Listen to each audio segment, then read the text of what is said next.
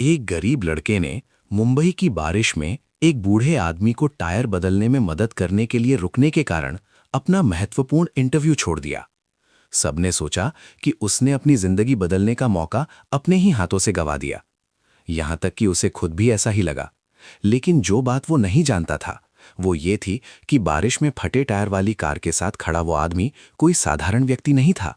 वो उस कॉरपोरेशन के सीईओ थे जहां वो नौकरी के लिए आवेदन कर रहा था। और कुछ ही घंटों बाद एक अप्रत्याशित फोन कॉल ने उस लड़के की जिंदगी को पूरी तरह से एक अलग मोड़ दे दिया। कभी कभी जिंदगी का सबसे बड़ा अवसर एक ऐसे नेक फैसले से शुरू होता है जिसे कोई नहीं देख रहा होता है। मुंबई की वो सुबह भी बाकी सुबहों की तरह ही शुरू हुई, उमस भरी और भीड़-भाड़ वाली। लेकिन रोहन शर्मा के लिए आज का दिन बिल्कुल भी सामान्य नहीं था। आज वो दिन था जो उसकी पूरी जिंदगी बदल सकता था। रोहन घाटकोपर में अपने एक कमरे के घर में दीवार पर लगे छोटे से शीशे के सामने खड़ा था।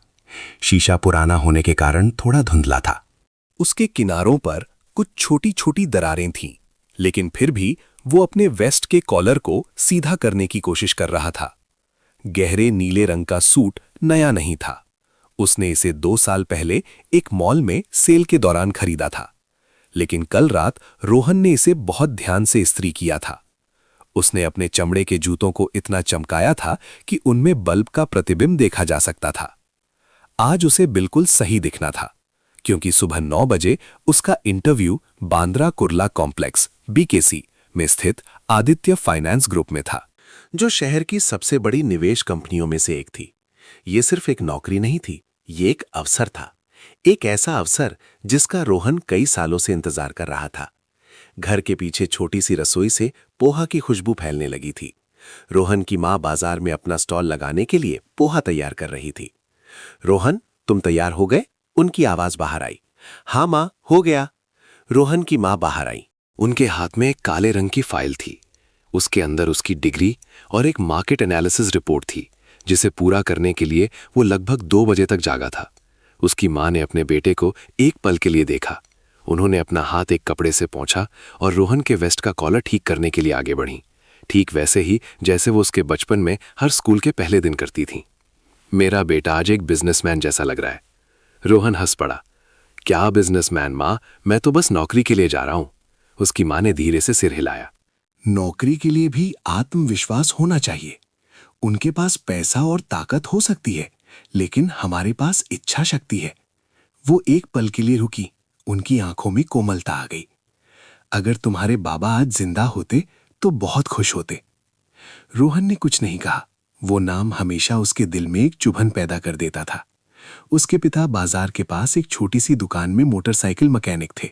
अमीर नहीं थे, लेकिन वो बहुत कुशल थे। बचपन से ही रोहन अक्सर दुकान में उनके पास बैठता, उन्हें हर एक पेज खोलते, हर स्पार्क प्लग बदलते, हर पुरानी बाइक को ठीक करते हुए देखता। एक बार जब रोहन सिर्फ 12 साल का था तो उन्होंने उससे एक बात कही थी जो रोहन को आज तक याद है। बेटा, तुम पैसे से गरीब हो सकते हो, लेकिन अपनी इंसानियत से कभी गरीब मत होना। उस समय रोहन उस बात का पूरा मतलब नहीं समझ पाया था, लेकिन जैसे जैसे वो बड़ा हुआ वो उसे और बेहतर समझने लगा। उसकी माँ ने उसके कंधे पर धीरे से थपथपाया। जाओ बेटा, जल्दी जाओ ताकि ट्रैफिक में ना फंसो। रोहन ने घड़ी देखी। सुबह के 7:25 बजे थे। इंटरव्यू 9 बजे शुरू होना था। उसने सोचा कि अगर वो अभी निकलता है तो लगभग 8:20 तक BKC पहुंच जाएगा। अभी भी काफी समय था। मैं जा रहा हूं मां। ठीक है, ध्यान से बाइक चलाना।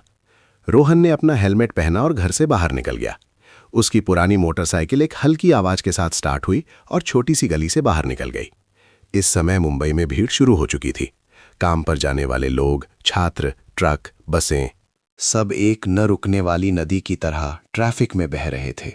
रोहन घाटकोपर की जानी पहचानी सड़कों से गुजरा। नुक्कड़ की चाय की दुकान, एक चाचा की पुरानी मरम्मत की दुकान, किराने की दुकान जहां से उसकी मां अक्सर सामान खरीदती थीं। ये सभी परिचित चीजें अतीत बन सकती थीं अगर आज सब कुछ ठीक रहा। उसने BKC की कांच की इमारत में काम करने के अपने पहले दिन की कल्पना की। सफेद शर्ट पहने, लैपटॉप पकड़े, एयर कंडीशन वाले ऑफिस में बैठा हुआ, एक बिल्कुल अलग जिंदगी। उसकी जेब में फोन वाइब्रेट हुआ। रोहन ने लाल बत्ती पर गाड़ी रोकी और उसे बाहर निकाला। ये उसके कॉलेज के दोस्त समीर का मैसेज था। आज इंटरव्यू है ना? रोहन ने जल्दी से जवाब दिया। हाँ, 9 बजे। समीर का तुरंत जवाब आया। जल्दी पहुंचना, वो कंपनी बहुत सख्त है। देर होने पर सीधे बाहर कर देते हैं। रोहन हल्का सा मुस्कुराया। पता है यार, हरी बत्ती हो गई। रोहन ने फोन वापस रखा और शहर के केंद्र की ओर बाइक चलाना जारी रखा। लेकिन जैसे ही उसने एक फ्लाईओवर पार किया, आसमान अचानक काला हो गया। भूरे बादल न जाने कहां से बहुत तेजी से आ गए। एक तेज हवा चली और फिर बारिश की पहली बूंद उसके हाथ पर गिरी। ये नहीं हो सकता, रोहन बड़बड़ाया। कुछ ही मिनटों में बारिश मूसलाधार हो गई। बारिश का पानी सड़क पर गिर रहा था, पहियों से उछलकर पानी की लंबी लकीरें बना रहा था। सड़क पर चलने वाले लोग रेनकोट पहनने लगे। ट्रैफिक धीमा हो गया। रोहन ने घड़ी देखी, 8:18। वो बीकेसी के करीब था, बस कुछ और सड़कें पार करनी थी। कोई बात नहीं, उसने खुद से कहा, अभी भी समय है। लेकिन बारिश रुकने का कोई संकेत नहीं दे रही थी, बल्कि और तेज होती जा रही थी। रोहन ने केंद्र के पास एक सड़क पर पहुंचकर अपनी गति धीमी कर दी। किरोसी सबाइक उसने सड़क के किनारे खड़ी एक शानदार काले रंग की कार देखी। कार की डिक्की खुली हुई थी और लगभग 70 साल का एक बूढ़ा आदमी पिछले पहिए के पास खड़ा था। टायर पूरी तरह से पंक्चर हो चुका था।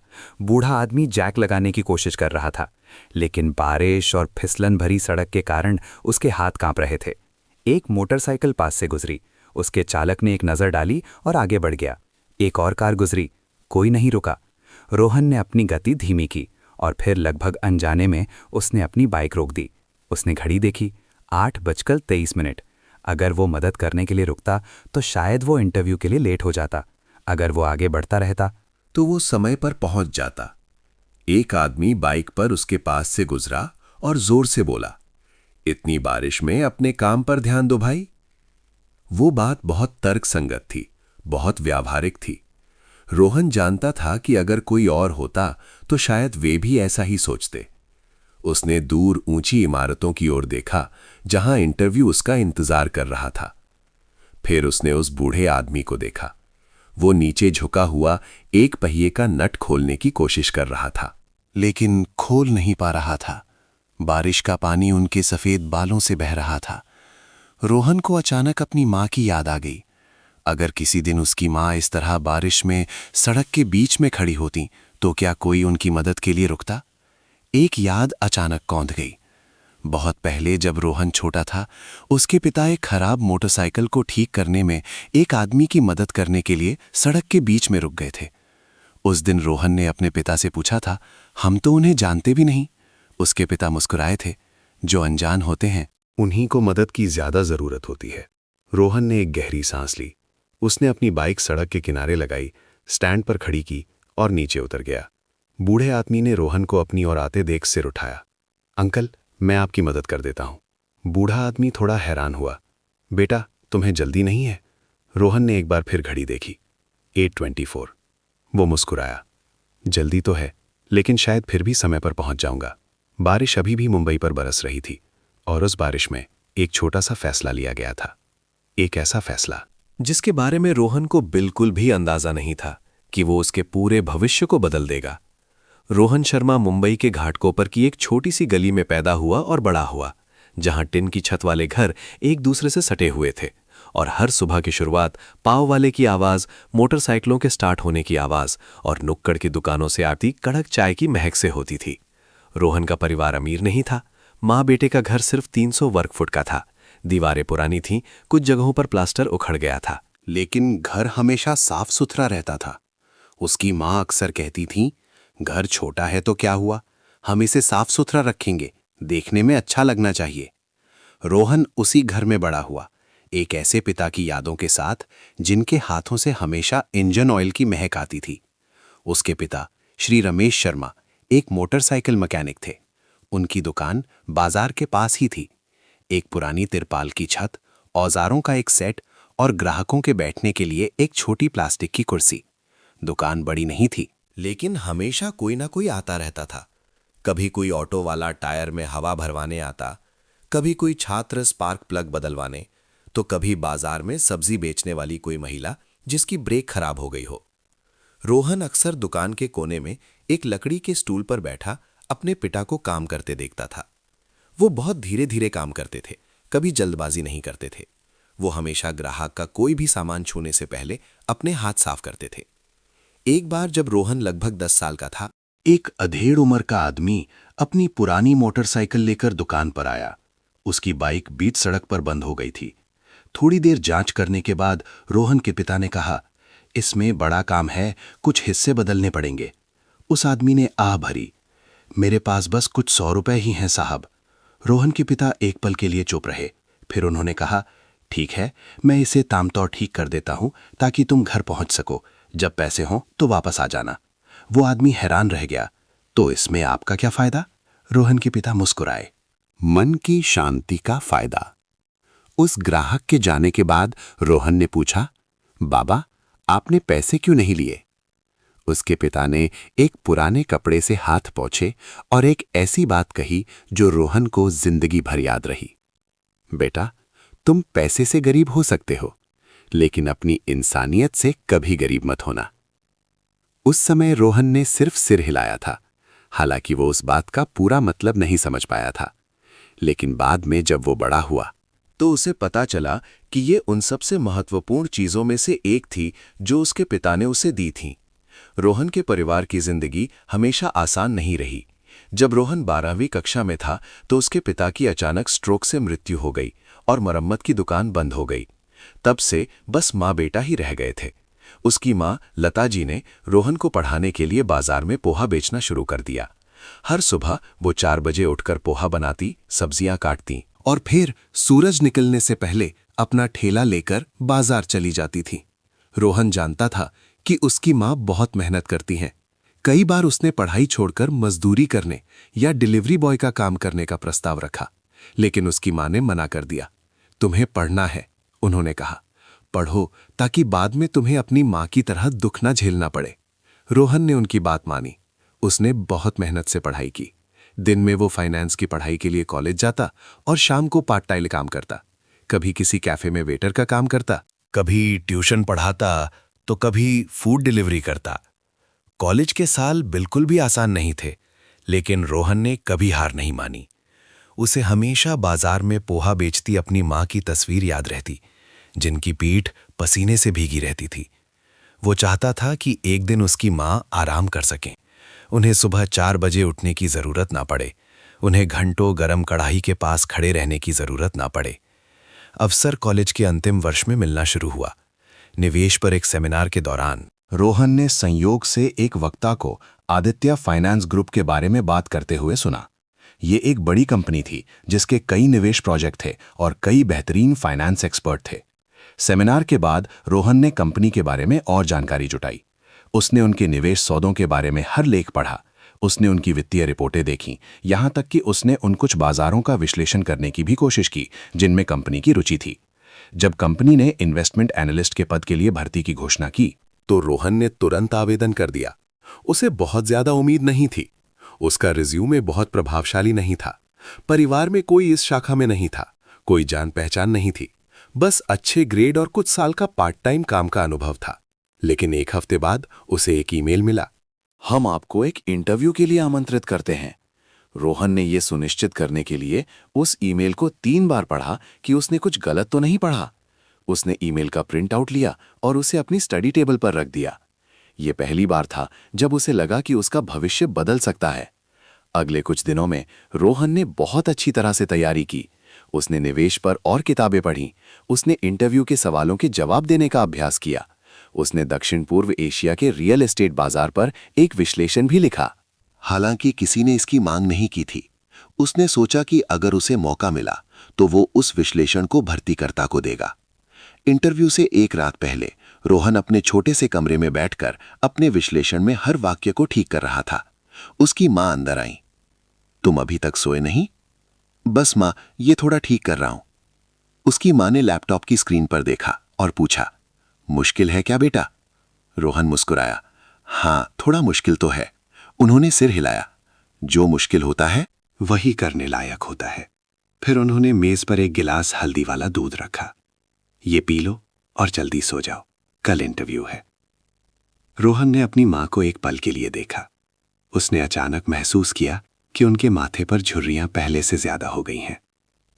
मां, अगर कल मेरी ये नौकरी लग गई, रोहन ने कहा, तो आप बेचना बंद कर सकती हैं। उसकी मां हंस पड़ी। पहले लग तो जाने दो। लेकिन जब वो मुड़ी तो रोहन ने देखा कि उन्होंने धीरे से अपनी आंखें पोंछी थीं। अगली सुबह सब कुछ बहुत सामान्य रूप से शुरू हुआ। रोहन 6 बजे उठा, नहाया, अपने सूट को फिर से इस्त्री किया, जूते पॉलिश किए। वो कुछ मिनटों के लिए शीशे के सामने खड़ा होकर एक आत्मविश्वास भरी मुस्कान का अभ्यास भी करता रहा। एक ऐसे व्यक्ति की मुस्कान जो एक नई दुनिया में कदम रखने वाला हो। घर से निकलने से पहले उसकी मां ने उसे एक छोटा सा रुमाल दिया। ये रख लो, पसीना आए तो पोंछ लेना। रोहन ने रुमाल लिया। शुक्रिया मां। उसे नहीं पता था कि कुछ ही घंटों बाद वो रुमाल पसीना पोंछने के लिए नहीं, बल्कि बारिश का पानी पहुंचने के लिए इस्तेमाल होगा। जब रोहन अपनी बाइक लेकर गली से बाहर निकला तो उसे एक अजीब सी घबराहट महसूस हुई। ये सिर्फ एक इंटरव्यू नहीं था, ये एक अलग जिंदगी का पहला कदम था। वो उन जानी पहचानी सड़कों से गुजरा जहां से वो हजारों बार गुजर चुका था। लेकिन आज सब कुछ अलग लग रहा था, जैसे ये शहर उसके लिए एक नया रास्ता खोल रहा हो। रोहन को बिल्कुल भी अंदाजा नहीं था कि कुछ ही देर में मुंबई की अचानक आई बारिश के बीच उसे एक मुश्किल फैसला लेना होगा। एक ऐसा फैसला जो उसके अपने भविष्य और एक अजनबी के प्रति दया के बीच था। रोहन घाटकोपर की छोटी सी गली से तब निकला जब घड़ी की सुई 7:30 पर पहुंची थी। सुबह की हवा अभी भी ठंडी थी, लेकिन शहर में हलचल शुरू हो गई थी। सड़क किनारे के ठेलों से गरम पाव, चाय और पोहे की खुशबू आ रही थी। फेरी वालों की आवाज़ें मोटरसाइकिलों के स्टार्ट होने की आवाज़ में मिलकर मुंबई की जानी पहचानी धुन बना रही थी। हर सुबह की तरह रोहन अपनी बाइक लेकर बड़ी सड़क पर निकला और काम पर जाने की जल्दी में लगी भीड़ में शामिल हो गया। उसने अपनी गति सामान्य रखी। आज वो नहीं चाहता था कि उसके साथ कुछ भी गलत हो। कोई टक्कर नहीं, कोई ट्रैफिक नियम का उल्लंघन नहीं, कोई देरी नहीं। सब कुछ एकदम सही होना था। उसकी पुरानी मोटरसाइकिल एक एक करके सड़कों से गुजरती गई। जैसे जैसे वो शहर के केंद्र की ओर बढ़ता गया, इमारतें ऊंची होने लगीं। लाल बत्ती पर रोहन एक चौराहे पर रुका। उसने घड़ी देखी, 7:52। सब कुछ योजना के अनुसार चल रहा था। उसने इस मौके का फायदा उठाते हुए फोन निकालकर उस मार्केट एनालिसिस के कुछ नोट्स फिर से देख लिए जो उसने तैयार किए थे। रियल एस्टेट निवेश के आंकड़े, पूंजी प्रवाह के रुझान, अगले साल के लिए भविष्यवाणियां। वो पिछले कुछ दिनों से इन चीजों को बार बार पढ़ रहा था। वो चाहता था कि जब वो इंटरव्यू रूम में जाए तो पूरी तरह से आत्मविश्वास से भरा हो। हरी बत्ती हो गई, ट्रैफिक फिर से चलने लगा। रोहन ने एक फ्लाईओवर पार किया और बीकेसी की ओर बढ़ गया। दूर से ऊंची इमारतें देखने लगी थीं, सुबह की धूप में चमकते कांच के ब्लॉक। रोहन के मन में उसने आदित्य फाइनेंस ग्रुप की इमारत में प्रवेश करने का दृश्य सोचा। एक बड़ा हॉल, शीशे जैसा चमकता फर्श, सूट पहने लोग जल्दी में आते जाते। उसने कल्पना की कि वो भर्तीकर्ता से हाथ मिलाएगा, अपना परिचय देगा, शांति से सवालों के जवाब देगा। शायद वे प्रभावित होंगे, शायद वे कहेंगे, हम आपसे संपर्क करेंगे। सिर्फ इतना सुनना ही रोहन को पूरे हफ्ते खुश रखने के लिए काफी था। उसकी जेब में फोन वाइब्रेट हुआ। रोहन ने बाइक थोड़ी किनारे की और उसे बाहर निकाला। समीर का मैसेज था। रास्ते में है? रोहन ने जल्दी से टाइप किया, हाँ। अगला मैसेज लगभग तुरंत आया, जल्दी पहुंचना, वो कंपनी बहुत सख्त है।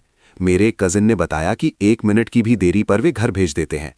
रोहन हंस पड़ा, पता है। उसने फोन वापस रखा और बाइक चलाना जारी रखा।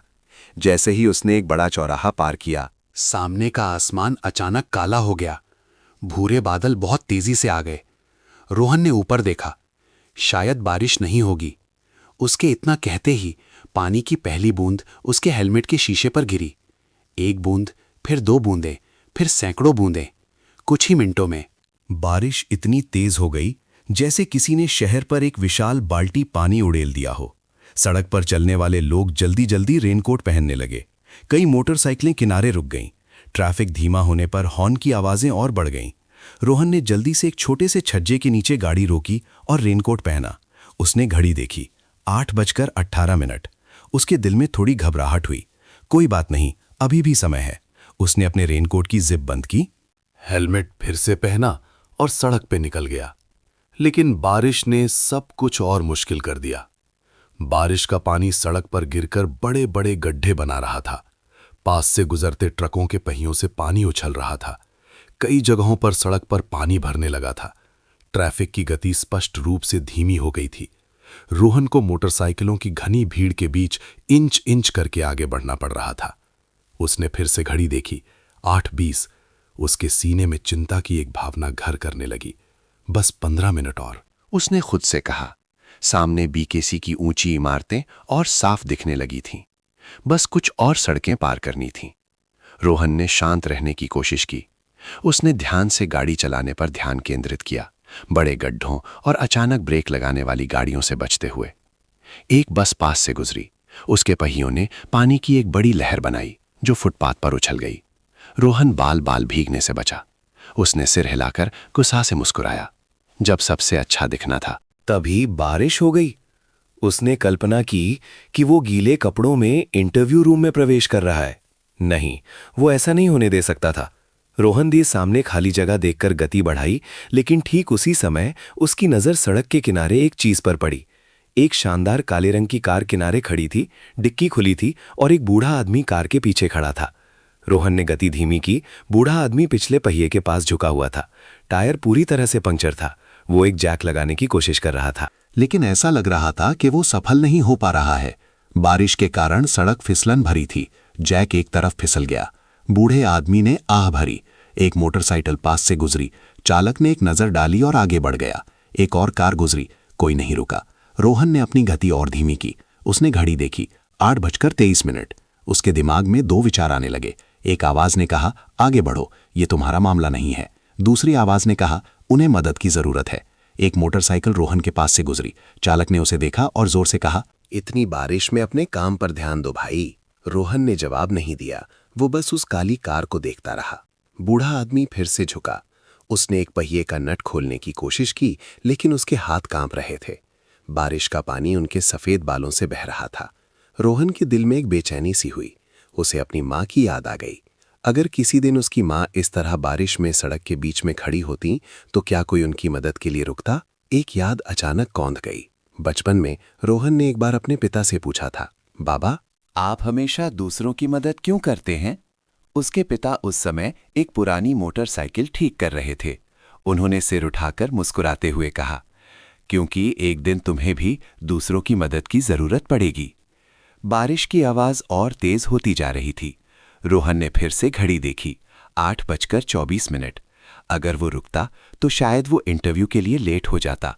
अगर वो आगे बढ़ता रहता तो शायद वो समय पर पहुंच जाता। बस कुछ मिनट लगेंगे।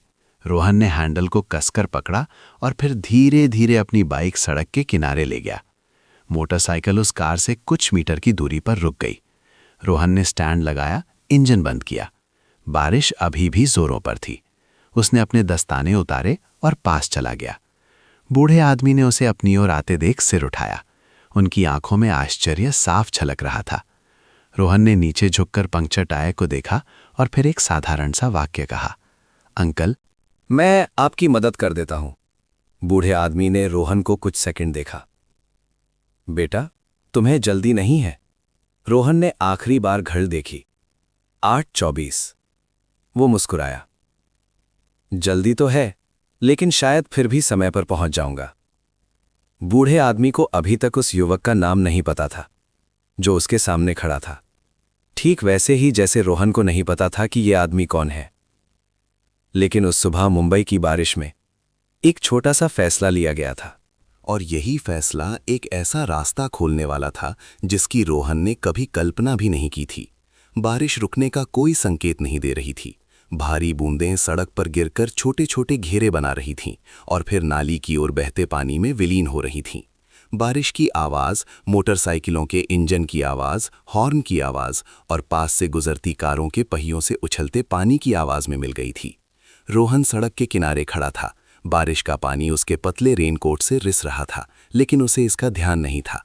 उसके सामने बूढ़ा आदमी अभी भी कार के जैक के साथ संघर्ष कर रहा था। कार का पिछला पहिया पूरी तरह से पंक्चर था और जब भी वो उसे सही जगह पर रखने की कोशिश करता, जैक एक तरफ फिसल जाता। रोहन ने जल्दी से नीचे झुककर देखा।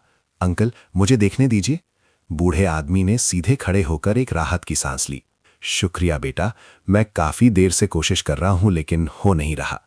रोहन पहिए के पास घुटनों के बल बैठ गया। बारिश का पानी उसकी पैंट पर उछल रहा था, लेकिन उसे इसकी परवाह नहीं थी। उसने जल्दी से जैक रखने की जगह की जांच की। अंकल, आपने जैक थोड़ा गलत जगह पे रखा है। सड़क गीली होने की वजह से ये आसानी से फिसल रहा है। बूढ़े आदमी ने सिर हिलाया। मैंने बहुत समय से खुद टायर नहीं बदला, आमतौर पर ड्राइवर साथ होता है। रोहन थोड़ा हैरान हुआ। तो आज आप अकेले क्यों हैं?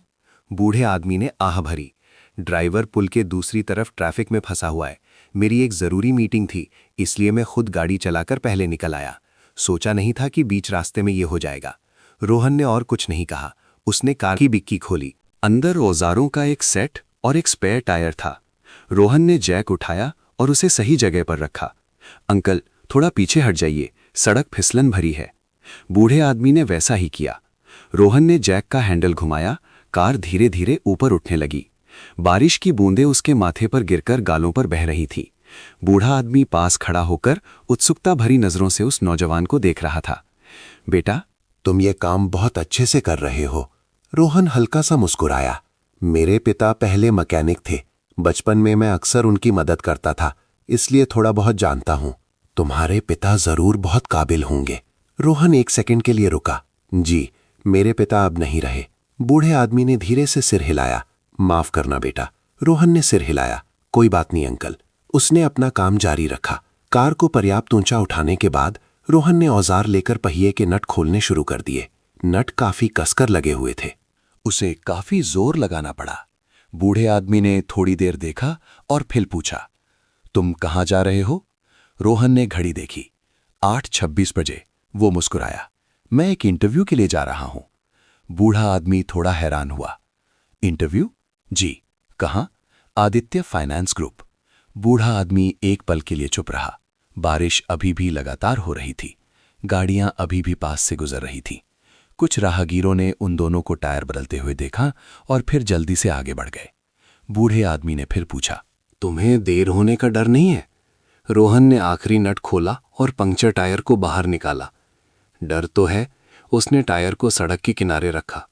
लेकिन शायद फिर भी समय पर पहुंच जाऊंगा। बूढ़े आदमी ने अपनी घड़ी देखी। 8:27। उसने कुछ नहीं कहा, बस चुपचाप अपने सामने वाले लड़के को देखता रहा। रोहन ने स्पेयर टायर निकाला, उसे पहिए के पास लुढ़काया और फिर उसे उठाकर एक्सेल पर लगा दिया। काम बहुत मुश्किल नहीं था, लेकिन बारिश में ये बिल्कुल भी आसान नहीं था। पानी के कारण उसके हाथ फिसल रहे थे। उसका रेनकोट सड़क से कीचड़ में सन गया था।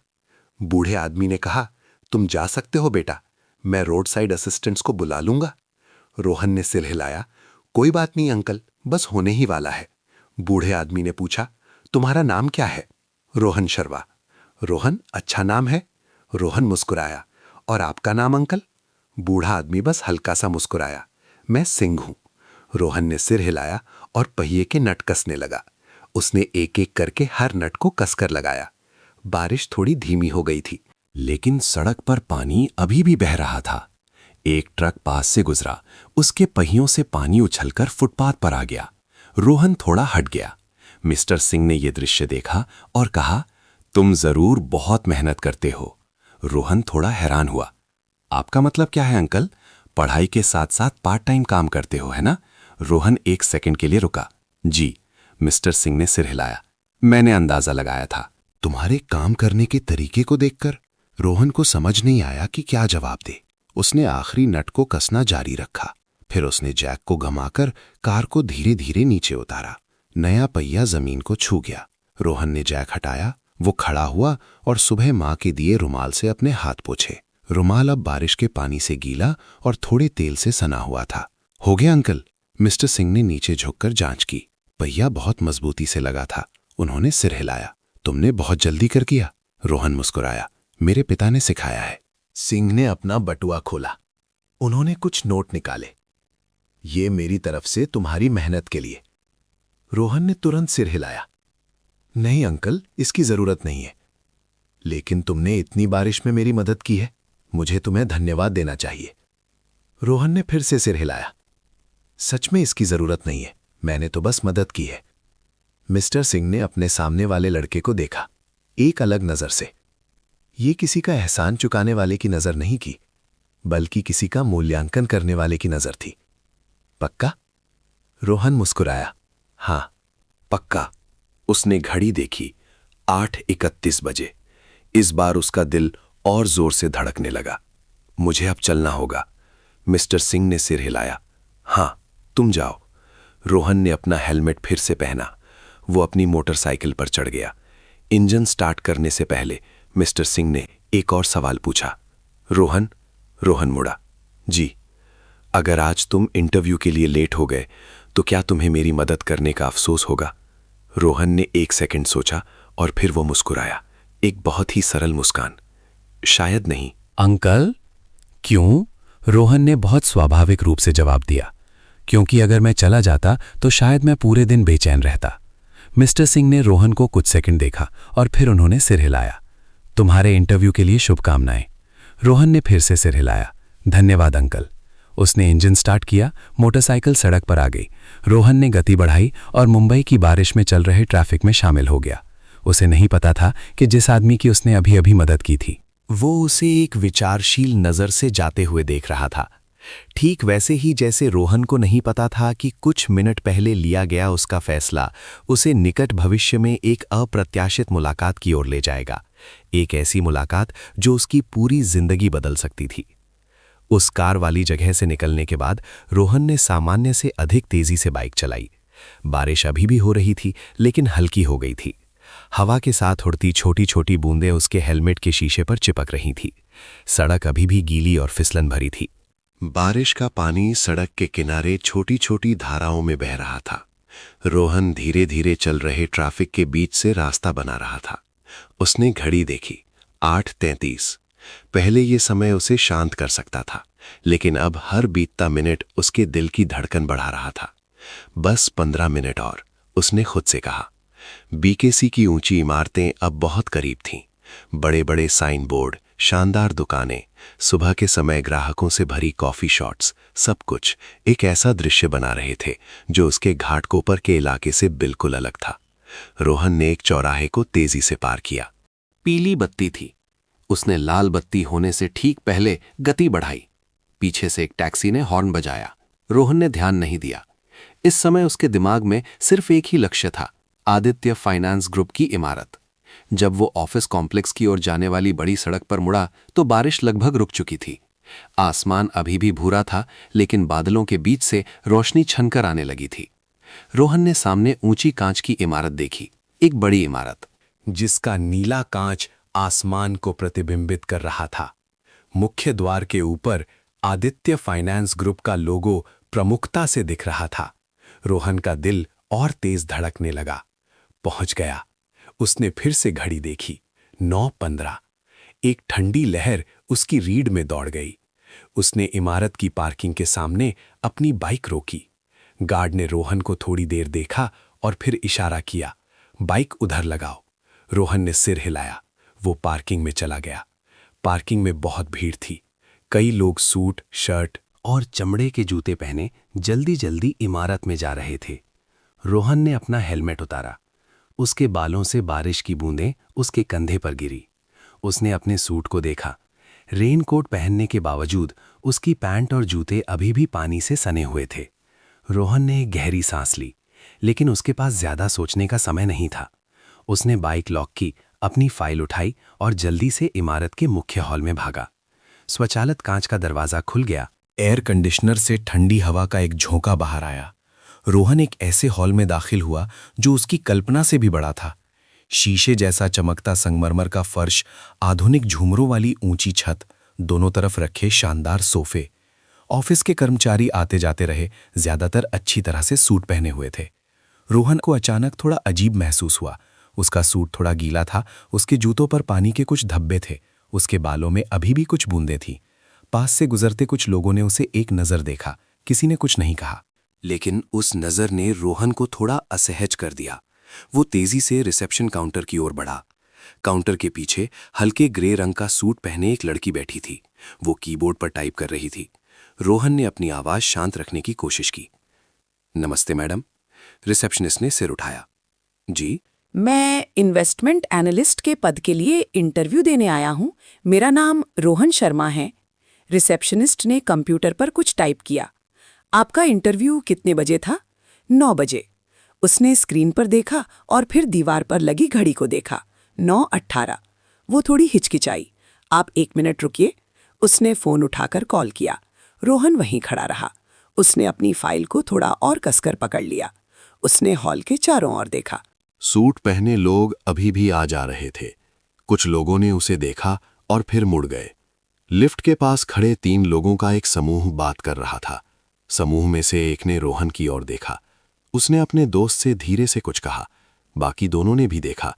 वे हंसे नहीं, लेकिन उनकी नज़रों ने रोहन को ये स्पष्ट रूप से महसूस करा दिया कि वो इस जगह का नहीं है। रिसेप्शनिस्ट ने फ़ोन नीचे रखा। उसने रोहन को खेदजनक भाव से देखा। मिस्टर रोहन? जी। आपका इंटरव्यू खत्म हो चुका है। रोहन कुछ सेकंड के लिए चुप रहा।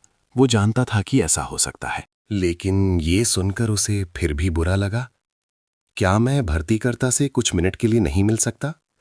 रिसेप्शनिस्ट ने धीरे से सिर हिलाया। मुझे खेद है, उनका पूरा दिन का शेड्यूल भरा हुआ है। रोहन ने अपने हाथ में रखी फाइल को देखा, जिसके अंदर वो मार्केट एनालिसिस था, जिसे पूरा करने के लिए वो लगभग 2 बजे तक जागा था। वो थोड़ा हंसा, एक लाचार मुस्कान। तो क्या आप कृपया ये उन्हें दे सकती हैं? उसने फाइल से विश्लेषण निकाला। रिसेप्शनिस्ट ने उसे ले लिया। मैं ये उन्हें दे दूंगी। रोहन ने सिर हिलाया। धन्यवाद। वो रिसेप्शन काउंटर से मुड़कर चला गया। संगमरमर के फर्श पर उसके कदमों की आवाज सामान्य से ज्यादा सुनाई दे रही थी। वो कांच के दरवाजे से बाहर निकला। बारिश पूरी तरह से रुक चुकी थी। बाहर की सड़क अभी भी गीली थी। शहर पर धूप पड़ने लगी थी। रोहन दरवाजे के सामने एक पल के लिए रुका। उसने ऊंची इमारत को देखा। एक ऐसी इमारत जिसे सिर्फ 10 मिनट पहले वो सोच रहा था कि शायद उसका तारेस्थल बन जाएगी। अब ये सिर्फ एक और इमारत थी। एक ऐसी इमारत जिसमें वो सही समय पे प्रवेश नहीं कर पाया। रोहन ने एक गहरी सांस ली। वो बाहर निकल गया। किसी ने उसे रोका नहीं, किसी ने उसे वापस नहीं बुलाया। बस सड़क पे ट्रैफिक चलता रहा। रोहन धीरे धीरे पार्किंग की ओर चला गया। हर कदम थोड़ा और भारी होता जा रहा था। उसने मन में सोचा, अगर मैं नहीं रुकता, अगर मैं सीधे चला आता, तो शायद अब मैं इंटरव्यू रूम में बैठा होता। शायद सब कुछ अलग होता। लेकिन फिर उसे बारिश में खड़े उस बूढ़े आदमी की तस्वीर याद आ गई। सड़क पे फिसलता हुआ जैक, पानी से भीगे सफेद बाल। रोहन ने धीरे से सिर हिलाया। उसे नहीं पता था कि उसने सही किया या नहीं, लेकिन वो एक बात जानता था, अगर वो उस पल में वापस जाता तो शायद वो फिर भी रुकता। रोहन ने अपना हेलमेट पहना। उसने बाइक स्टार्ट की। पुरानी मोटरसाइकिल थोड़ी कांपी और फिर पार्किंग से बाहर निकल गई। जब वो उस शानदार ऑफिस कॉम्प्लेक्स से निकला तो उसे नहीं पता था कि आदित्य फाइनेंस ग्रुप के साथ उसकी कहानी अभी खत्म नहीं हुई थी। रोहन शहर के केंद्र से निकला जब सुबह की बारिश के बाद आसमान साफ होने लगा था। सड़क पर बने गड्ढों में अभी भी हल्की धूप चमक रही थी और ट्रैफिक अभी भी भीड़-भाड़ वाली सड़कों की ओर ऐसे बह रहा था जैसे कुछ हुआ ही ना हो। लेकिन रोहन के लिए आज की सुबह उस तरह से खत्म हुई थी जैसी उसने बिल्कुल नहीं चाही थी। वो जाते समय की तुलना में धीरे-धीरे बाइक चला रहा था, सड़क पर भीड़ के कारण नहीं, बल्कि इसलिए कि उसका दिमाग अभी भी विचारों में उलझा हुआ था। पुरानी मोटरसाइकिल शहर की जानी पहचानी सड़कों से गुजरती गई। ऊंची कांच की इमारतें धीरे धीरे पीछे छूट गईं। उनकी जगह छोटी छोटी दुकानें, सड़क किनारे के ढाबे और तंग गलियां आ गईं। रोहन ने कोई संगीत नहीं बजाया, किसी को फोन नहीं किया। वो बस गाड़ी चलाता रहा और अपने दिमाग में चल रहे विचारों को बहने दिया। आदित्य फाइनेंस ग्रुप की इमारत का बड़ा हॉल अभी भी उसकी याद में ताज़ा था। चमकता संगमरमर का फर्श, अच्छी तरह से सूट पहने लोग, कुछ अन्य उम्मीदवारों की उड़ती नजरें, रिसेप्शनिस्ट का विनम्र लेकिन दृढ़ वाक्य, आपका इंटरव्यू खत्म हो चुका है। रोहन ने धीरे से गहरी सांस ली। वो जानता था कि पेशेवर दुनिया में समय पर होना बहुत महत्वपूर्ण है। एक बड़ी कंपनी सिर्फ एक उम्मीदवार के देर से आने के कारण अपना शेड्यूल नहीं बदल सकती, लेकिन ये समझने के बावजूद उसे निराशा महसूस हो रही थी। यह एहसास वैसा ही था जैसे आप एक ट्रेन पकड़ने के लिए बहुत दूर तक दौड़ें और देखें कि वो ठीक आपके सामने स्टेशन से निकल गई है। रोहन ने सड़क के किनारे एक छोटी सी चाय की दुकान पर अपनी बाइक रोकी।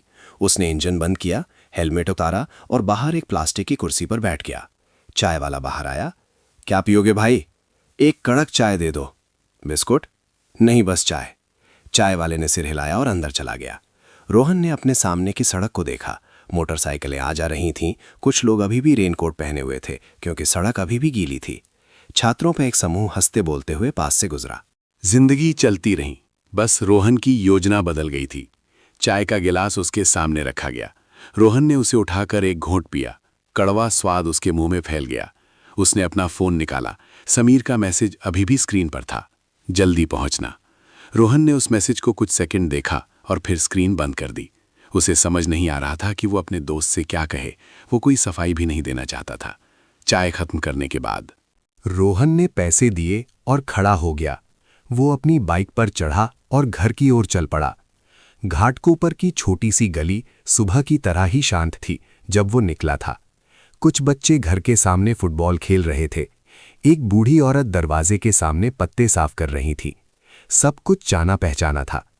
रोहन ने घर के सामने बाइक रोकी। उसने हेलमेट उतारा और अंदर चला गया। उसकी माँ अभी तक वापस नहीं आई थी। उनका पोहे का ठेला अक्सर दोपहर तक ही खत्म होता था। रोहन ने अपनी फाइल मेज पर रखी। उसने अपना सूट उतारा। बारिश के पानी के धब्बे अभी भी आस्तीन पर थे। उसने सूट को दरवाजे के पीछे एक हुक पर टांग दिया और खाने की मेज के पास एक लकड़ी की कुर्सी पर बैठ गया। छोटा सा घर शांत था, बस छत पर लगा पंखा धीरे धीरे घूम रहा था। रोहन ने अपनी फाइल खोली। अंदर अभी भी कुछ अतिरिक्त रिज्यूमे थे। उसने मार्केट एनालिसिस निकाला, वे पन्ने जिन्हें उसने कई दिनों तक तैयार किया था। उसने कुछ पंक्तियां फिर से पढ़ीं। आंकड़े, विश्लेषण, सब कुछ बहुत ध्यान से लिखा गया था। लेकिन अब उन्हें कोई नहीं पढ़ने वाला था। रोहन कुर्सी पर पीछे टिक गया। उसने अपनी आंखें बंद कर लीं। एक सवाल अचानक उसके दिमाग में आया। अगर मैं नहीं रुकता, अगर मैं सीधे चला आता, अगर मैं उस बूढ़े आदमी की मदद नहीं करता, तो शायद मैं 8:50 बजे तक इमारत में पहुंच जाता। शायद मैं वेटिंग रूम में बैठा होता। शायद मुझे इस विश्लेषण को प्रस्तुत करने का मौका मिलता। शायद। रोहन ने अपनी आंखें खोलीं। उसने धीरे से सिर हिलाया। ये सोचने से कुछ भी बेहतर नहीं हो रहा था, बस उसे और बुरा लग रहा था। लगभग दोपहर के समय दरवाज़ा खुला। उसकी माँ अंदर आईं। उन्होंने अपना सामान नीचे रखा। रोहन, तुम आ गए? हाँ माँ। उन्होंने उसे देखा। इंटरव्यू कैसा रहा बेटा? रोहन एक सेकंड के लिए चुप रहा। वो अपनी माँ को चिंतित नहीं करना चाहता था। उसने मुस्कुराने की कोशिश की। शायद मेरा नहीं होगा। उसकी माँ थोड़ी हैरान हुई। क्यों, क्या हुआ? मैं लेट हो गया था। उन्होंने अपने बेटे को एक पल के लिए देखा। कितनी देर? 15 मिनट। उसकी माँ ने धीरे से गहरी सांस ली। कोई बात नहीं। उन्होंने रोहन के कंधे पर हाथ रखा। और भी बहुत जगह हैं। रोहन ने सिर हिलाया। जी। उसने अपनी माँ को पंक्चर टायर, बूढ़े आदमी या बारिश के बारे में नहीं बताया। इसलिए नहीं कि उसे शर्म आ रही थी, बल्कि इसलिए कि वो नहीं चाहता था कि उसकी माँ ये सोचें कि उसने अपने अवसर को दांव पर लगा दिया। उस दोपहर रोहन अपने कमरे में अपने पुराने लैपटॉप के सामने बैठा। उसने अपना रेज्यूमे फिर से खोला और दूसरी कंपनियों की तलाश करने लगा। एक वित्तीय सलाहकार कंपनी, एक रियल एस्टेट कंपनी, एक छोटा स्टार्टअप। उसने एक एक करके आवेदन भेजे। लगभग 1 घंटे बाद एक ईमेल का जवाब आया। रोहन ने उसे खोला। हमें खेद है। उसने ईमेल पढ़ा और फिर बंद कर दिया। कोई आश्चर्य नहीं हुआ, लेकिन फिर भी थोड़ा दुखी था। खिड़की के बाहर आसमान दोपहर में बदल रहा था। सुनहरी धूप छोटे से कमरे में आ रही थी। रोहन खड़ा हुआ। वो घर के बरामदे में गया। गली हर दिन की तरह ही थी। बच्चों के हंसने की आवाज, मोटरसाइकिलों के गुजरने की आवाज, फेरी वालों की आवाज। रोहन दरवाजे से टिक गया। उसने आसमान की ओर देखा। उसका एक हिस्सा अभी भी अफसोस कर रहा था, लेकिन दूसरा हिस्सा शांत था। उसे सुबह बूढ़े आदमी का सवाल याद आया। अगर आज तुम इंटरव्यू के लिए लेट हो गए तो क्या तुम्हें अफसोस होगा? रोहन हल्का सा मुस्कुराया। शायद उसे सच में अफसोस नहीं था। वो घर के अंदर वापस चला गया, ये जाने बिना कि कुछ ही घंटों में एक अप्रत्याशित फ़ोन कॉल आएगा और वो फ़ोन कॉल आज सुबह के बारे में उसके सारे विचारों को बदल देगा। घाटकोपर में दोपहर धीरे धीरे बीत रही थी। रोहन के कमरे की छोटी सी खिड़की से पीली धूप की तिरछी किरणें पड़ रही थी, जो पुराने फर्श पर लंबी धारियां बना रही थी। छत का पंखा धीरे धीरे घूम रहा था, जिससे एक जानी पहचानी चरमराने की आवाज आ रही थी। रोहन अभी भी अपने पुराने लैपटॉप के सामने बैठा था। उसके सामने की स्क्रीन पर एक जॉब वेबसाइट खुली थी। जैसे ही उसने माउस को नीचे स्क्रॉल किया, finance executive, analyst, project assistant जैसे शब्द एक के बाद एक दिखाई दे रहे थे। उसने हर नौकरी का विज्ञापन खोला, आवश्यकताओं को पढ़ा, वेतन देखा और फिर विचार किया। कुछ कंपनियों को 2 साल का अनुभव चाहिए था। कुछ कंपनियों को ऐसे विशेष सॉफ्टवेयर में महारत चाहिए थी जो उसने केवल बेसिक स्तर पर सीखा था। कुछ कंपनियों के ऑफिस बहुत दूर थे। रोहन फिर भी आवेदन भेजता रहा। वो जानता था कि वो पिकी नहीं हो सकता। बाहर लिविंग रूम में उसकी माँ बर्तन धो रही थीं। पानी के बहने की हल्की आवाज आ रही थी। रोहन, उसकी माँ ने पुकारा। जी, कुछ खाया? जी नहीं। रुको, मैं कुछ खाना गर्म कर देती हूँ। जी। रोहन ने लैपटॉप बंद कर दिया। वो खड़ा होकर लिविंग रूम में गया। उसकी माँ चूल्हे पर एक बर्तन का ढक्कन खोल रही थी। वो मुड़कर उसे देखने लगी। तुम दुखी हो? रोहन थोड़ा हैरान हुआ। नहीं तो। वो हल्का सा मुस्कुराई। देखकर पता चल रहा है। रोहन ने कुछ नहीं कहा। उसने एक कुर्सी खींची और मेज पर बैठ गया। उसकी माँ ने उसके सामने एक प्लेट में फ्राइड राइस रखा। खा लो। रोहन ने चम्मच उठाया। उसने कुछ निवाले खाए। खाना हमेशा की तरह स्वादिष्ट था, लेकिन आज वो धीरे धीरे खा रहा था। उसकी माँ सामने बैठी थी। नौकरी सिर्फ एक ही जगह नहीं होती बेटा। रोहन ने सिर हिलाया। जी। तुम्हारे पिता के साथ भी ऐसा ही होता था। एक बार किसी की बाइक ठीक की और उसने पैसे नहीं दिए। रोहन ने सिर उठाया। क्या कहा आपने? उसकी माँ मुस्कुराई। उन्होंने कहा, कोई बात नहीं, पैसे का नुकसान दिल के नुकसान से बेहतर है। रोहन भी मुस्कुराया, एक हल्की मुस्कान। खाने के बाद रोहन अपने कमरे में वापस आ गया। उसने लैपटॉप खोला और फिर से नौकरी की तलाश करने लगा। लगभग 1 घंटे बाद उसने कुछ और आवेदन भेजे। फिर वो कुर्सी पर पीछे टिक गया। उसे थोड़ी थकान महसूस हो रही थी।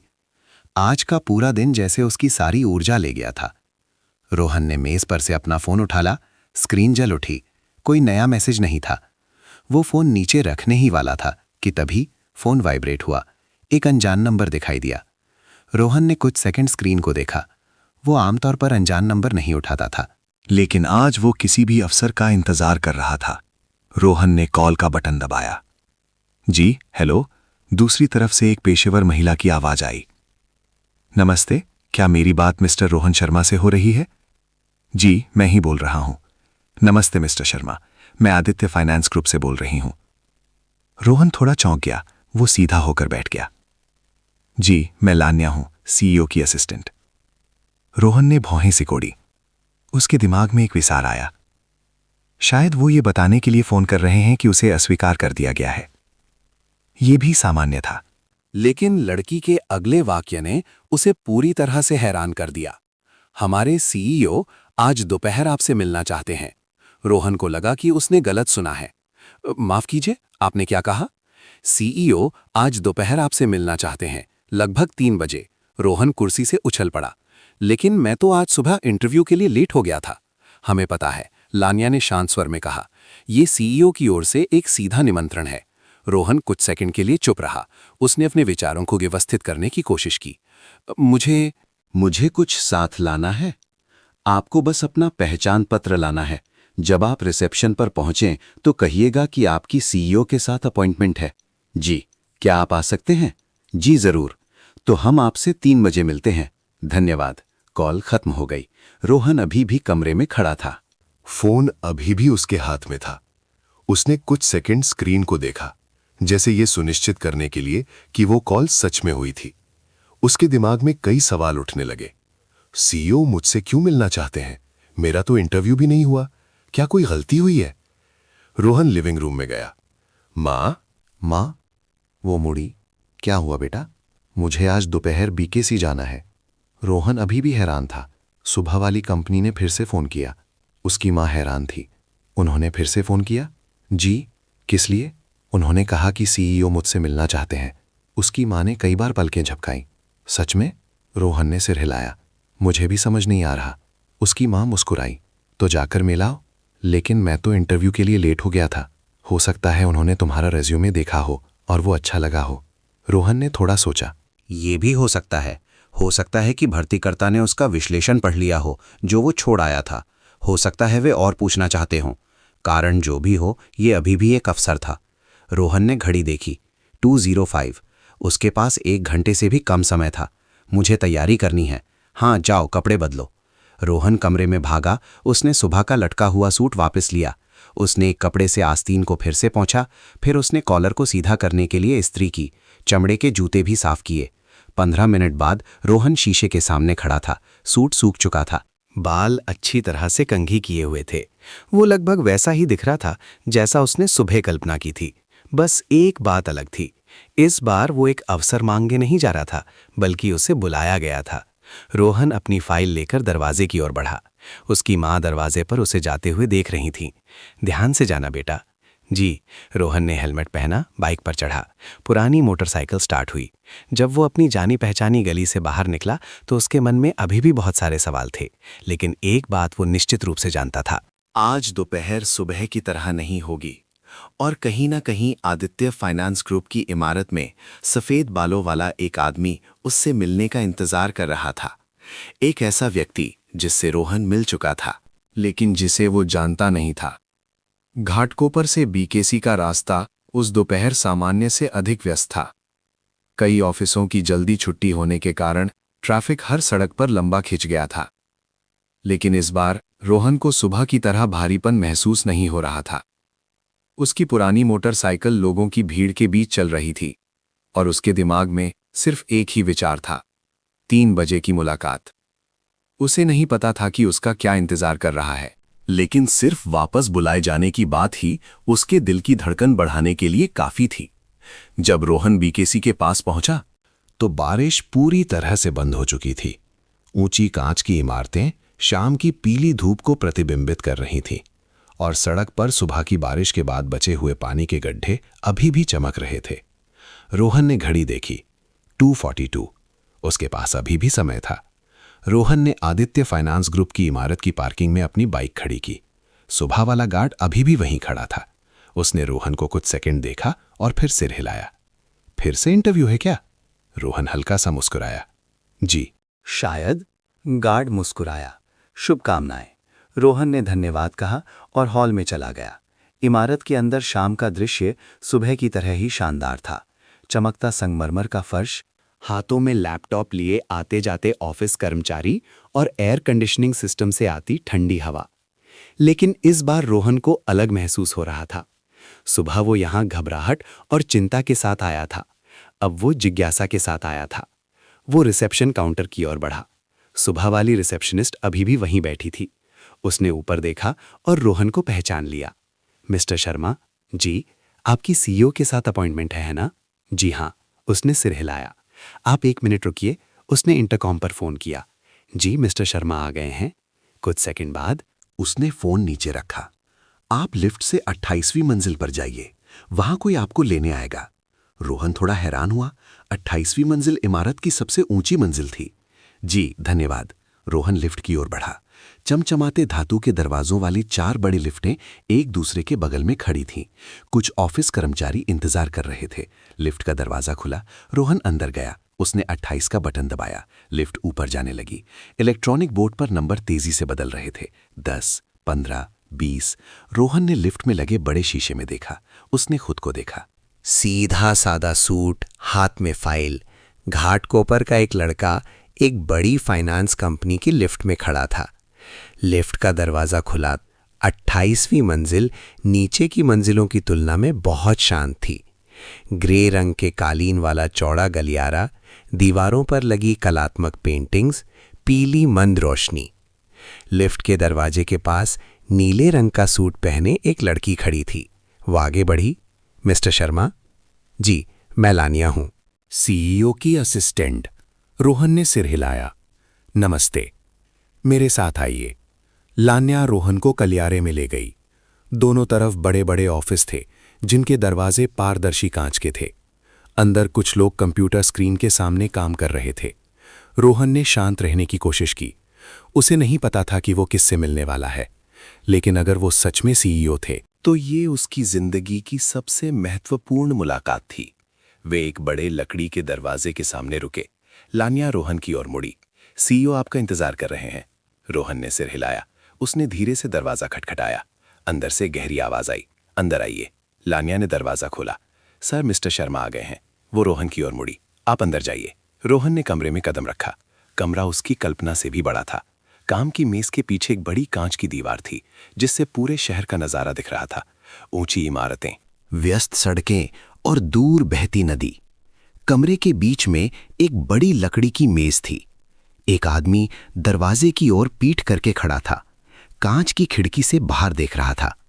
लान्या ने धीरे से कहा, सर, मिस्टर शर्मा आ गए हैं। वो आदमी मुड़ा और उस पल रोहन चौंक गया। उसने तुरंत पहचान लिया। सफेद बाल, शांत चेहरा, जानी पहचानी आंखें। ये वही बूढ़ा आदमी था जिसकी सुबह कार पंक्चर हो गई थी। वो हल्का सा मुस्कुराया। नमस्ते रोहन शर्मा। रोहन कुछ सेकंड के लिए वहीं खड़ा रहा। अंकल?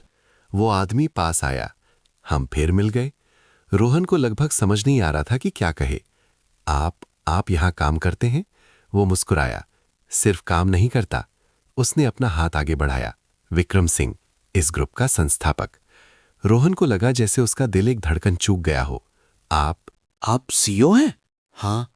रोहन को सुबह की याद आई। काली कार, पंक्चर टायर, बारिश और जैक के साथ संघर्ष करता बूढ़ा आदमी। वो कल्पना भी नहीं कर सकता था कि वो व्यक्ति पूरे ग्रुप का प्रमुख था।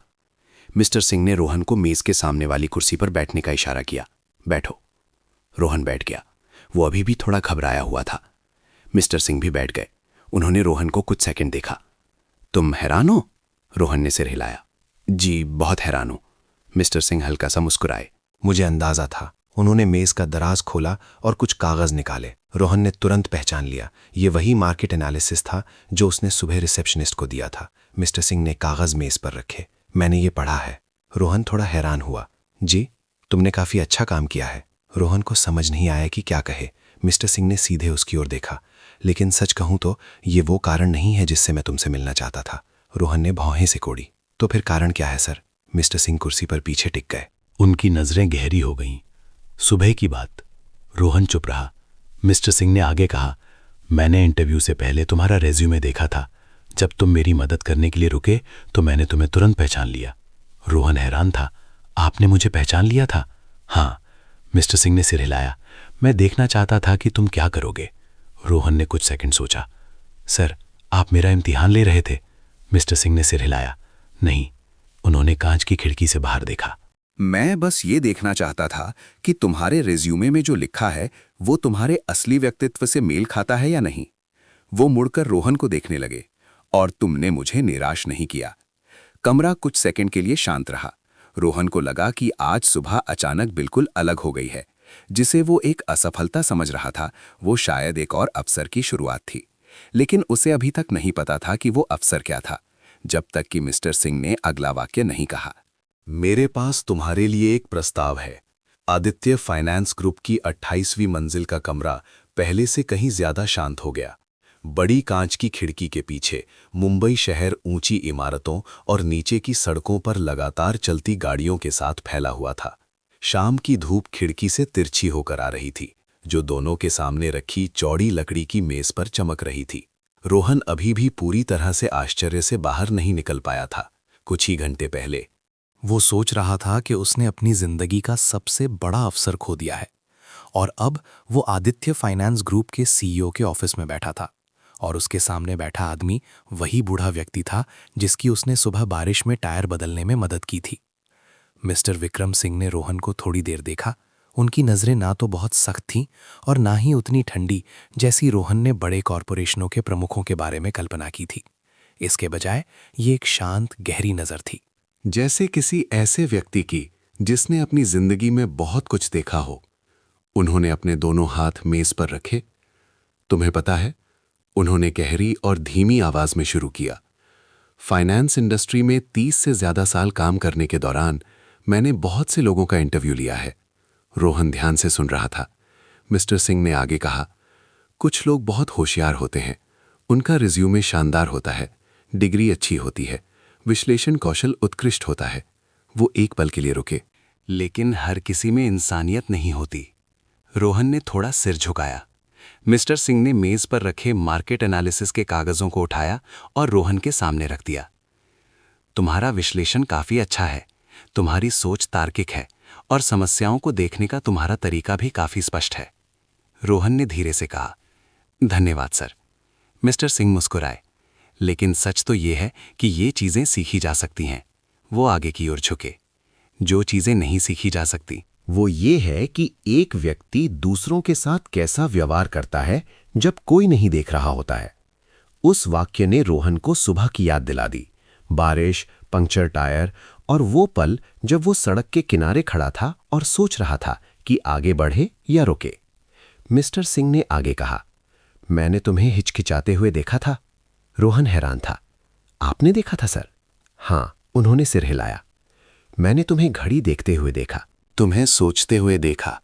मुझे पता था कि तुम्हें जल्दी है। उन्होंने सीधे रोहन की आंखों में देखा। और मुझे ये भी पता था कि अगर तुम चले जाते तो मैं तुम्हें दोष नहीं देता। रोहन चुप रहा। मिस्टर सिंह ने आगे कहा, लेकिन तुम वापस आए। कमरा कुछ सेकंड के लिए शांत रहा। बस एयर कंडीशनर की हल्की आवाज आ रही थी। मिस्टर सिंह कुर्सी पर पीछे टिक गए। मैंने तुमसे एक सवाल पूछा था, तुम्हें याद है? रोहन ने सिर हिलाया। आपने पूछा था कि अगर मैं इंटरव्यू के लिए लेट हो गया तो क्या मुझे अफसोस होगा? हाँ, और तुमने कहा था कि तुम्हें अफसोस नहीं होगा। रोहन हल्का सा मुस्कुराया। उस समय मैंने ज्यादा सोचा नहीं था। मिस्टर सिंह ने सिर हिलाया। इसीलिए वो जवाब सच्चा था। उन्होंने पीछे की कांच की खिड़की से बाहर देखा। बिजनेस में लोग अक्सर रणनीति, लाभ और बाजार के बारे में बात करते हैं। वो मुड़कर रोहन को देखने लगे। लेकिन अंत में सब कुछ इंसान पर ही आकर रुकता है। रोहन हर शब्द सुन रहा था। मिस्टर सिंह ने मेज पर एक और फाइल खोली। उसके अंदर रोहन का रेज्यूमे था। तुमने अच्छी पढ़ाई की है? पढ़ाई के साथ साथ पार्ट टाइम काम भी किया है। परिवार में कोई भी फाइनेंस इंडस्ट्री में नहीं है। रोहन ने सिर हिलाया। जी, लेकिन तुमने फिर भी कोशिश की। रोहन ने कुछ नहीं कहा। मिस्टर सिंह ने फाइल बंद की और फिर एक ऐसा वाक्य कहा जिसने रोहन को पूरी तरह से हैरान कर दिया। मैं तुम्हें एनालिस्ट के पद पर नहीं रखना चाहता। रोहन थोड़ा रुक गया। उसे समझ नहीं आया कि क्या प्रतिक्रिया दे। मिस्टर सिंह ने उसकी घबराहट देखी। वो हल्का सा मुस्कुराए। चिंता मत करो। मैं ये नहीं कह रहा कि तुम काबिल नहीं हो। वो एक पल के लिए रुके। मैं तुम्हें एक अलग पद पर रखना चाहता हूं। रोहन ने धीरे से पूछा, कौन सा पद सर? मिस्टर सिंह ने जवाब दिया, मैनेजमेंट ट्रेनी, मेरे विशेष प्रशिक्षण कार्यक्रम में। रोहन थोड़ा हैरान हुआ। उन्होंने समझाया, ये कार्यक्रम बहुत से लोगों के लिए नहीं है। हर साल मैं सिर्फ 1 या 2 लोगों को चुनता हूं। वो आगे की ओर झुके। ये लोग सिर्फ एक काम नहीं करेंगे, बल्कि उन्हें विभिन्न विभागों में घुमाया जाएगा। निवेश, बाजार विश्लेषण, परियोजना प्रबंधन। वो रुके। और कभी-कभी सीधे मेरे साथ काम करेंगे। रोहन को लगा कि उसका दिल और तेज धड़कने लगा है। उसने ऐसे अफसर के बारे में कभी नहीं सोचा था। लेकिन सर, रोहन ने कहा, मेरे पास तो कोई अनुभव नहीं है। मिस्टर सिंह मुस्कुराए। सही कहा। उन्होंने सिर हिलाया। लेकिन तुम्हारे पास कुछ ऐसा है जो ज्यादा महत्वपूर्ण है। रोहन ने उन्हें देखा। क्या चीज सर? मिस्टर सिंह ने बहुत ही सरल जवाब दिया, इंसानियत। कमरा फिर से कुछ सेकंड के लिए शांत हो गया। रोहन ने मेज की ओर देखा। उसे अपने पिता की याद आई। उस बात की याद आई जो उन्होंने कई साल पहले कही थी, बेटा, तुम पैसे से गरीब हो सकते हो, लेकिन अपनी इंसानियत से कभी गरीब मत होना। रोहन ने सिर उठाया। सर, मुझे सच में समझ नहीं आ रहा कि क्या कहूं। मिस्टर सिंह मुस्कुराए। तुम्हें कुछ कहने की जरूरत नहीं है। वो खड़े हुए, मेज के चारों ओर घूम कर आए और अपना हाथ आगे बढ़ाया। बस एक सवाल का जवाब दो। रोहन खड़ा हो गया। जी, क्या तुम कड़ी मेहनत करने के लिए तैयार हो? जी हाँ। क्या तुम सीखने के लिए तैयार हो? जी हाँ। और क्या तुम एक ऐसा व्यक्ति बनने के लिए तैयार हो जिस पर दूसरे भरोसा कर सकें? रोहन ने बिना किसी हिचकिचाहट के कहा। जी हाँ। मिस्टर सिंह मुस्कुराए। तो फिर आदित्य फाइनेंस ग्रुप में तुम्हारा स्वागत है। रोहन ने उनसे हाथ मिलाया। उनका हाथ मजबूत और गर्म था। उस पल में रोहन को लगा जैसे उसके सामने एक दरवाजा खुल गया हो। एक ऐसा दरवाजा जो आज सुबह ही उसे लगा था कि हमेशा के लिए बंद हो गया है। लेकिन मिस्टर सिंह ने अभी अपनी बात खत्म नहीं की थी। उन्होंने रोहन को देखा और एक और वाक्य कहा। एक दिन जब तुम सफल हो जाओ तो तुम्हें आज सुबह को भी याद रखना चाहिए। रोहन ने पूछा, किस लिए सर? मिस्टर सिंह मुस्कुराए, ये याद रखने के लिए कि कभी कभी जिंदगी का सबसे बड़ा अवसर किसी इंटरव्यू से नहीं आता। उन्होंने कांच की खिड़की से बाहर देखा, बल्कि बारिश में की गई एक नेक दिली से आता है। शाम की धूप शहर पर उतर रही थी जब रोहन आदित्य फाइनेंस ग्रुप की इमारत से बाहर निकला। स्वचालित कांच का दरवाज़ा खुल गया और इमारत के अंदर की ठंडी हवा की जगह मुंबई की शाम की गर्म हवा ने ले ली। ट्रैफिक हमेशा की तरह चल रहा था। हॉर्न की आवाज़ें शहर की कभी न सोने वाली ध्वनि में मिल गई थीं, लेकिन रोहन के दिल में सब कुछ बदल गया था। वो कुछ सेकंड के लिए इमारत के सामने की सीढ़ियों पर रुका। उसके पीछे वो जगह थी जहां उसे एक ऐसा अवसर मिला था जिसकी उसने कभी कल्पना भी नहीं की थी। उसके सामने घाटकोपर की ओर जाने वाली जानी पहचानी सड़क थी। अभी सुबह ही वो इसी जगह पर निराशा की भावना के साथ खड़ा था। उसे वो पल अच्छी तरह से याद था जब उसे ये बताए जाने के बाद कि इंटरव्यू खत्म हो गया है, वो बड़े हॉल से बाहर निकला था। उस समय ऐसा लगा था जैसे भविष्य का दरवाजा बंद हो गया हो। लेकिन जिंदगी कभी कभी बहुत अप्रत्याशित तरीके से मोड़ लेती है। रोहन ने एक गहरी सांस ली और फिर सीढ़ियों से नीचे उतरा। पुरानी मोटरसाइकिल अभी भी बेसमेंट की पार्किंग में थी। सुबह वाले गार्ड ने उसे वापस आते देखा तो मुस्कुराया। इंटरव्यू हो गया भाई? रोहन ने सिर हिलाया। जी। ठीक रहा? रोहन ने थोड़ा सोचा और फिर वो मुस्कुराया। जी, शायद ठीक ही रहा। गार्ड भी मुस्कुराया। तो अच्छा है। रोहन ने अपनी बाइक ली, स्टार्ट की। बाइक थोड़ा कांपी और फिर पार्किंग से बाहर निकल गई। जब वो बीकेसी के केंद्र से बाहर निकला तो आसमान सूर्यास्त के हल्के नारंगी रंग में बदलने लगा था। कांच की इमारतें दिन की आखिरी धूप को प्रतिबिंबित कर रही थीं और सड़कें और भी व्यस्त होने लगी थीं क्योंकि लोग काम से घर लौट रहे थे। रोहन धीरे धीरे बाइक चला रहा था, सुबह की तरह जल्दी में नहीं। उसने शाम की हवा को अपने चेहरे पर महसूस होने दिया। उसके दिमाग में अभी भी मिस्टर सिंह के शब्द गूंज रहे थे। कभी कभी जिंदगी का सबसे बड़ा अवसर किसी इंटरव्यू से नहीं आता, बल्कि बारिश में की गई एक नेक दिली से आता है। रोहन हल्का सा मुस्कुराया। उसने कभी नहीं सोचा था कि किसी की टायर बदलने में मदद करने जैसा एक साधारण सा काम ऐसे परिणाम तक ले जा सकता है। लेकिन वो एक बात और समझ गया था। अगर आज सुबह वो चला जाता, अगर वो सीधे इमारत की ओर बाइक दौड़ाता, तो शायद वो इंटरव्यू के लिए समय पर पहुंच जाता। लेकिन शायद वो सैकड़ों अन्य रिज्यूमे में से एक सामान्य उम्मीदवार ही होता। और शायद मिस्टर सिंह को कभी पता नहीं चलता कि वो कौन है। मोटरसाइकिल भीड़ भाड़ वाली सड़कों से, पुल से, छोटे बाजारों से और रोशनी से जगमगाते सड़क किनारे के ढाबों से गुजरी। जब रोहन घाटकोपर की अपनी जानी पहचानी गली में मुड़ा तो लगभग अंधेरा हो चुका था। घरों के बाहर की पीली बत्तियां जलने लगी थीं। बच्चे अभी भी गली में फुटबॉल खेल रहे थे। कुछ पड़ोसी अपने घर के दरवाजे पर बैठकर बातें कर रहे थे। यहाँ की जिंदगी हर दिन की तरह ही सरल थी। रोहन ने घर के सामने बाइक रोकी। उसकी माँ बरामदे में खड़ी थी। उन्होंने रोहन को देखा तो बाहर आई। आ गए बेटा? जी। मुलाकात कैसी रही? रोहन ने हेलमेट उतारा। उसने अपनी माँ को कुछ सेकंड देखा और फिर धीरे धीरे कहा, मेरी नौकरी लग गई। उसकी माँ हैरान थी। सच में? जी। वो पास आई। लेकिन सुबह तो तुमने कहा था कि तुम इंटरव्यू के लिए लेट हो गए थे। रोहन मुस्कुराया। कहानी थोड़ी लंबी है। माँ बेटा घर के सामने की लकड़ी की बेंच पर बैठ गए। रोहन ने सारी कहानी सुनानी शुरू की, फोन कॉल आने से लेकर 28वीं मंजिल पर जाने तक। और जब ऑफिस का दरवाज़ा खुला और उसने पहचाना कि सुबह वाला बूढ़ा आदमी ही सीईओ था। उसकी माँ ध्यान से सुन रही थी। कभी कभी वो धीरे से सिर हिलाती, कभी कभी मुस्कुराती। जब रोहन ने उस हिस्से के बारे में बताया जहां मिस्टर सिंह ने उसे मैनेजमेंट ट्रेनी कार्यक्रम में शामिल होने का प्रस्ताव दिया, तो वो कुछ सेकंड के लिए चुप रहीं और फिर धीरे से बोलीं, तुम्हारे बाबा आज बहुत खुश होते। रोहन ने अपने हाथों को देखा। उसे पुरानी मरम्मत की दुकान याद आई, अपने पिता के साथ बिताई शामें याद आईं और वो बात याद आई जो वो हमेशा दोहराते थे, बेटा तुम पैसे से गरीब हो सकते हो, लेकिन अपनी इंसानियत से कभी गरीब मत होना। रोहन ने धीरे धीरे अंधेरे होते आसमान की ओर देखा। मुझे लगता है बाबा कहते कि मैंने सही किया। उसकी माँ मुस्कुराई। तुम्हारे बाबा हमेशा यही कहते। माँ बेटा कुछ देर चुपचाप बैठे रहे। गली के कोने से एक मोटरसाइकिल गुजरी। शाम को फेरी वाले की आवाज़, बच्चों के हंसने की आवाज़, मोहल्ले की जानी पहचानी आवाज़ें। लेकिन आज रोहल को सब कुछ थोड़ा अलग महसूस हो रहा था। इसलिए नहीं कि घर बदल गया था, इसलिए नहीं कि गली बदल गई थी, बल्कि इसलिए कि उसके सामने का रास्ता खुल गया था। कल वो एक नई यात्रा शुरू करेगा, सीखने की एक यात्रा, काम करने की एक यात्रा, ये साबित करने की एक यात्रा कि मिस्टर सिंह का विश्वास गलत नहीं था। लेकिन उस रास्ते पर कदम रखने से पहले रोहन जानता था कि एक बात है जो वो हमेशा याद रखेगा।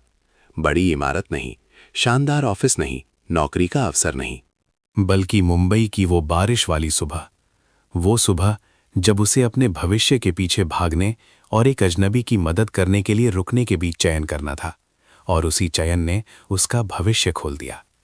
आप सब कहाँ से हमारे साथ जुड़े हैं, कमेंट में ज़रूर बताइएगा। आपको ये कहानी कैसी लगी? अपनी राय हमारे साथ जरूर शेयर करें। हम प्रार्थना करते हैं कि आप और आपका परिवार हमेशा सुरक्षित और खुश रहें।